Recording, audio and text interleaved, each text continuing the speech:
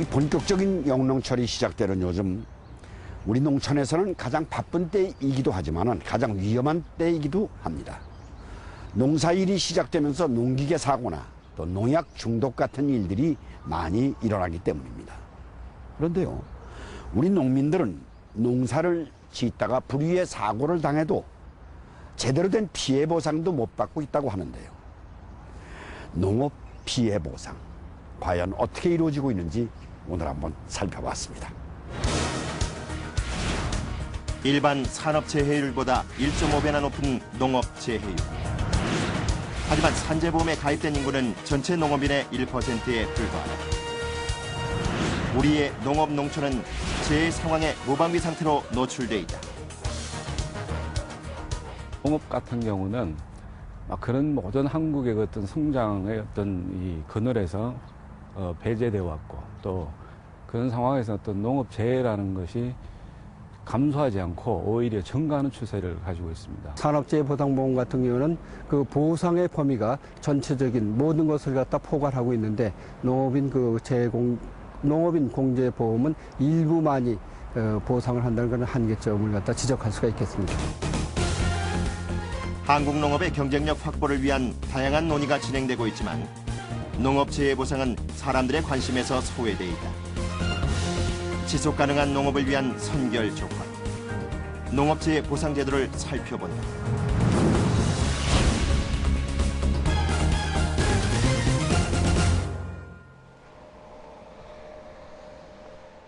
전북 남원시 대강면.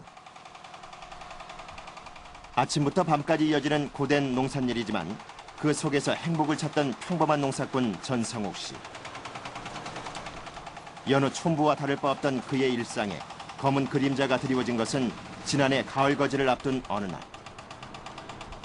논일을 마치고 돌아오던 중에 갑작스런 경운기 사고를 당한 것이다. 논에 물기 보고 오다가 경기가 뜻밖의 곳이 아까 오문대로 걸어가본 게로 곳이 사고가 났죠. 다리가 경운기로 빨려 들어가는 사고를 당한 전 씨. 50여일간 계속된 치료 기간 동안 그의 몸과 마음은 지쳐갔고 1년이 지난 지금도 그의 다리엔 그때의 흔적이 남아있다. 하지만 전 씨는 다른 사람들에 비해 운이 좋았다고 한다. 다리나 손이나 이렇게 움직일 정도로 사고가 나서 그러지 손이나 발이나 하나 못 써보면 영원히 병신 되버리잖아요. 이제 그 뒤로 이제 밑에 동네에서 죽고 저 윗동네에서 죽고 그랬지. 하지만 그들에게 돌아온 것은 실비에도 못 미치는 약간의 치료비. 농민들이 임의로 가입하고 있는 농업인 안전공제에서의 보상이 전부였다. 일반 산업재해 피해자가 받았을 휴업급여와 피해 보상은 그들에겐 꿈 같은 이야기였다. 당분간은 내 돈을 했죠. 내 돈을 하고 이제 저 서리 벌봐갖고 재보험 그거 넣은 거 만 원씩 나온 거. 그거 이제 50일간 거기서 이제 거시기 병원에서 뜯어 줘갖고. 그럼 탐사도 아주 서리가 엄청 복잡하고 몇천 번 가고 오고 말도 못해. 같은 마을 박광택 씨의 경우 상황은 더욱 심각하다. 작년 봄 밭에서 트랙터 작업 중이던 그는 트랙터에 옷이 말려 들어가는 바람에 한쪽 다리를 절단해야 하는 큰 사고를 당했다. 막막한 문제들만 가마해가니까 아무런 대책도 없고 그냥 그 날로부터 그냥 불구자가 되어본 거라니. 넉넉치는 않았지만 한 해 1,200만 원의 소득을 올렸던 박 씨. 그러나 사고 이후 소득은 5분의 1로 줄었다. 또한 치료와 생계 지원이 전무한 지금의 상황은 그를 더욱 절망케 만들었다. 하다 보니 중국에서 온 근로자들도 보상을 해주더라고. 다친 게 보상 다 해주고. 근데 이게 우리 농사꾼은 그것도 주고 또 없더라 이거. 자꾸 한심한 마음이 들어. 환갑을 넘은 부인이 짓는 담배 농사로 근근히 생계를 이어가고 있는 박광택 씨. 갑작스런 사고로 비어버린 남편의 자리가 부인 경순 씨에겐 더욱 크게 다가온다. 다치고 나서 보면 모든 것이 아쉽고요. 그 빈자를 제가 때우기 너무 힘들고 농사도 내놔보려니 너무나 어렵게 생겼고 장애 뭐 3급이라고 해서 하나 보상금 같은 것도 없고요. 그냥 적게 의족할 때 좀 3분의 1 이거 휠체어 할 때 3분의 1 그렇게 되고는 아무 보상 없어요. 그나마 박 씨는 농업인 안전공제에 가입해 적게나마 보상을 받을 수 있었다. 하지만 안전공제에 가입한 농민은 전체의 절반밖에 안 되는 실정. 그래서 농업재해를 당한 농민들은 농업을 포기할 수밖에 없는 것이 현실이다. 경제성장의 그늘 뒤에서 희생을 강요받았던 농업. 하지만 여타의 산업과 달리 농민은 아직까지 근로자라는 인식도 부족하고 농기계 사고가 단순한 개인의 문제가 아닌 산업재해라는 인식도 부족한 실정이다. 농업도 하나의 그 직업으로 봐야 될 시점이라고 보고 또 그들에 대한 보상 또 그들에 대한 어떤 최소한의 안전 문제에 대한 우리 사회가 가질 수 있는 소셜 네트워킹의 기본은 근로자들에게 하는 산업재해 보상보험법의 수준 정도라도 해줘야 된다고 생각합니다. 외부로 드러나는 농기계 사고 외에도 농업 종사자의 직업병인 근골격계 질환은 심각한 상황이다. 농업의 특성상 10시간 이상을 같은 자세로 일하다 보니 목과 어깨, 허리에 통증을 호소하는 근골격계 질환에 시달리고 있는 것이다. 허리가 첫째 많이 아프고 이제 또 무릎 저기가 제일로 많이 아프고 드시기 어깨하고 이제 앉아서 따는 게 이게 이제 노지 시설은 너무너무 힘들어요. 실제 한 대학병원의 조사에 따르면 잘못된 농업 자세로 인해 농민 대부분이 근골격계 질병에 시달리고 있다고 한다. 하지만 더 큰 문제는 근골격계 질병의 경우 노환과의 구분이 힘들어 제대로 된 치료가 이루어지지 않는다는 점이다. 우리가 일반적으로 산업 현장에서도 조사를 해보면은 거의 70% 이상이 근골격 증상을 호소를 합니다.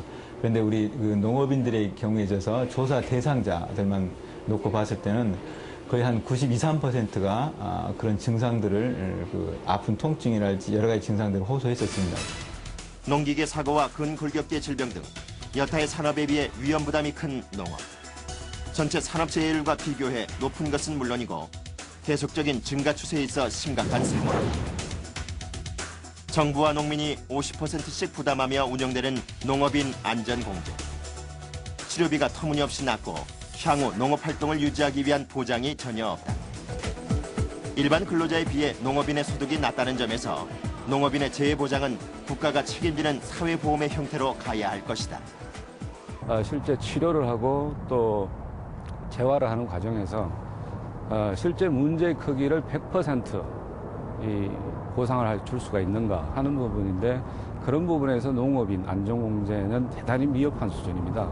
그 일을 못한 기간 동안에 최소한도로 그 사람이 생활을 유지할 수 있게끔 어떤 보조비 또는 휴업급여와 마찬가지로 그런 어떤 형태의 급여를 우리가 제공할 수도 있다 이거죠. 그렇지만 현재 실시하고 있는 농작업 재해보험은 그런 것을 대상으로 하고 있지 않기 때문에 한계가 있다라고 이렇게 사람들이 비판을 하고 있는 것이죠.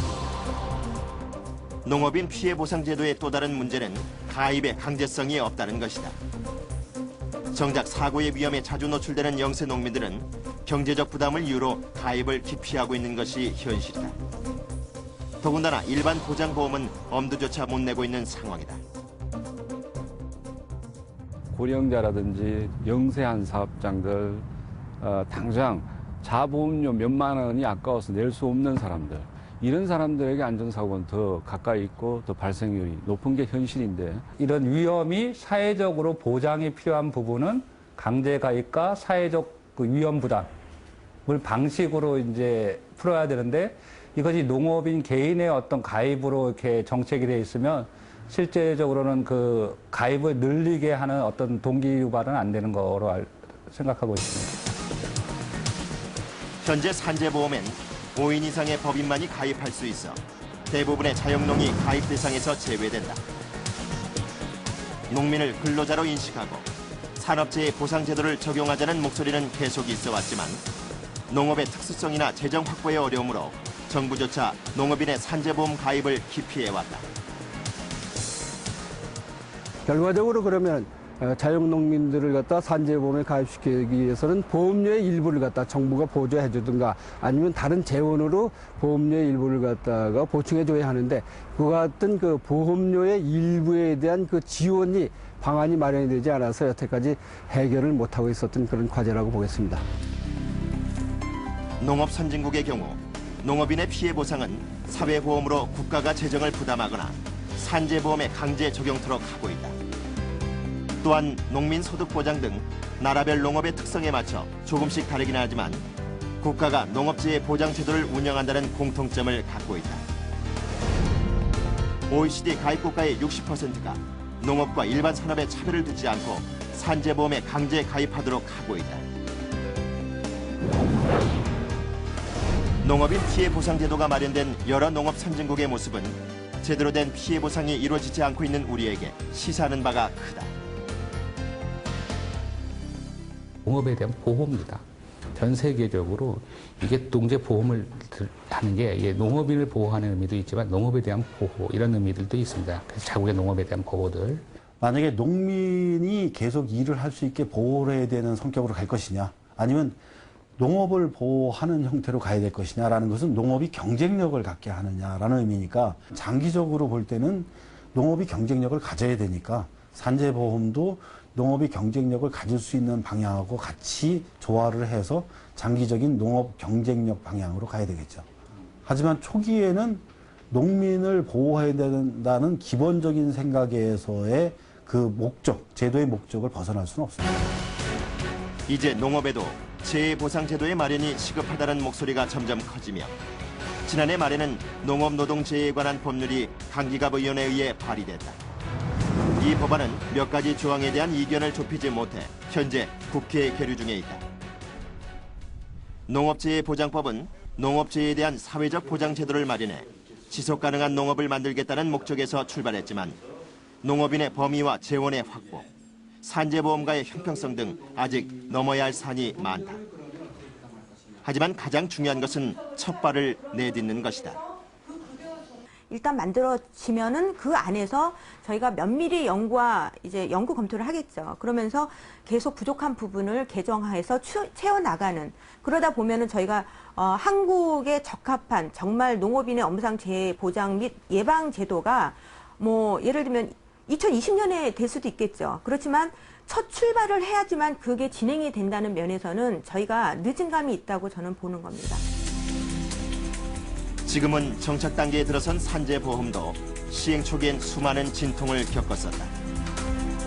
농업재해보장제도 역시 많은 과제를 안고 있긴 하지만 제도를 마련하고 농업재해에 대한 인식 확산이 필요한 데다. 농업재해에서 보장제도 못지않게 중요한 것은 예방. 현재 정부에선 농작업 안전 시범마을을 운영하며 잘못된 농업 자세를 바로잡고 농기계 사용에 관한 수업을 진행 중이긴 하지만 아직까지는 극히 일부분에 불과하다.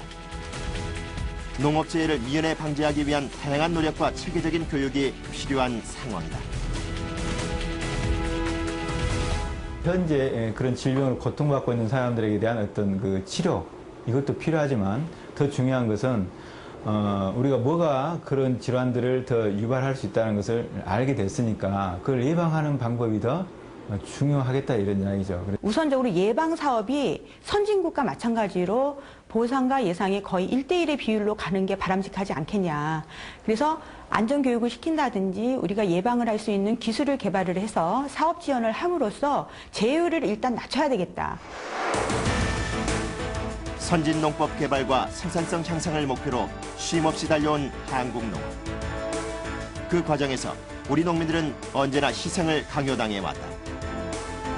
하지만 이제 녹색혁명을 일궈온 우리 농촌과 농민을 위해 국가가 나설 차례다. 농업의 경쟁력 확보를 최우선 과제로 내건 이명박 정부. 그들이 말하는 살맛나는 농촌의 중심엔 농업재해 보장제도를 비롯한 농민 복지가 우선돼야 할 것이다. 농업 기술을 개발하고 주로 이제 이런 쪽에 주로 관심이 있었을 거다. 뭐 그런 정도의 공과들은 충분히 인정하지만 이제 적어도 우리나라에서는 이러한 관심들이 있어야 된다는 거죠. 특히나 우리 같은 경우에는 너무나 많은 농민들의 희생을 보면서도 사실은 방치한 사실 그런 문제는 있었습니다. 그래서 지금이라도 빨리 이러한 문제를 해결할 수 있게 정부나 또는 관계기관 또는 학자들이 나서서 전문가들이 빨리 이걸 해결해 주게 노력을 좀 할 필요가 있을 것 같습니다. 이 농업에 종사하다가 재해를 당해도 제대로 된 보상을 받을 수 없다는 현실이 참 안타깝습니다. 현재 농업재해 보상에 관한 제도를 마련하고 있긴 하지만 아직은 넘어야 할 산이 많은 것 같습니다. 피해 보상에 필요한 재원은 물론이고 또 이 체계적 제도가 빨리 마련됐으면 하는 겁니다. 힘내라 한국농업. 저는 다음 주 이 시간에 여러분 다시 찾아뵙겠습니다. 고맙습니다.